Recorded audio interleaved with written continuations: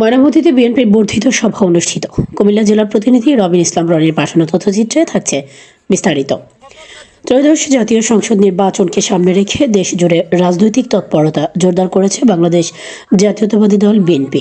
এরই ধারাবাহিকতায় কুমিল্লার বুড়িচং উপজেলার ময়নামতীতে বিএনপির উদ্যোগে এক বর্ধিত সভা অনুষ্ঠিত হয়েছে। নির্বাচনী প্রস্তুতি ও সাংগঠনিক কার্যক্রমকে আরও গতিশীল করতেই এই সভার আয়োজন করা হয়। ময়নামতীতে আয়োজিত এই বর্ধিত সভায় সভাপতিত্ব করেন বুড়িচং থানা বিএনপি সদস্য দানিউল হক এবং সঞ্চালনা করেন ময়নামতী ইউনিয়ন বিএনপির যুগ্ম সম্পাদক আবিদ হোসেন বাদল। সভায় প্রধান অতিথি ও বিশেষ অতিথি হিসেবে উপস্থিত ছিলেন ময়নামতী ইউনিয়ন বিএনপির সভাপতি মোহাম্মদ সালাউদ্দিন, বুড়িচং থানা বিএনপির যুগ্ম সাধারণ সম্পাদক আনোয়ার হোসেন, বুড়িচং থানা বিএনপি সহ পরিবেশ বিষয়ক সম্পাদক আব্দুর রাজ্জাক টিটু।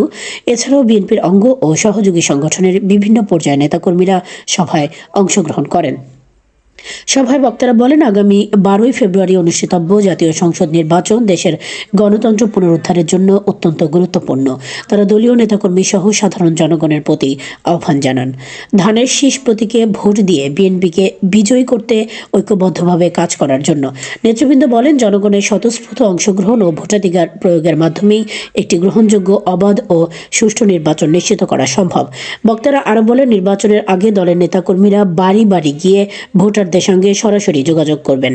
ভোটের গুরুত্ব ও গণতন্ত্র রক্ষায় ভোটাধিকার প্রয়োগের প্রয়োজনীয়তা সাধারণ মানুষের কাছে তুলে ধরবেন।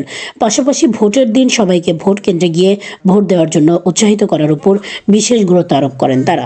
সভায় শান্তিপূর্ণ পরিবেশ বজায় রেখে দলীয় সকল কর্মসূচি পালন, আইনশৃঙ্খলা পরিস্থিতির প্রতি সতর্ক দৃষ্টি রাখা এবং কোনো ধরনের বিশৃঙ্খলা জড়িত না হওয়ার জন্য নেতাকর্মীদের নির্দেশনা দেওয়া হয়। একই সঙ্গে তৃণমূল পর্যায়ের সংগঠনকে আরও সুসংগঠিত ও শক্তিশালী করা, নেতাকর্মীদের দায়িত্বশীল ভূমিকা নিশ্চিত করা এবং সাধারণ ভোটারদের আস্থা অর্জনের উপর বিশেষ গুরুত্ব আরোপ করা হয়।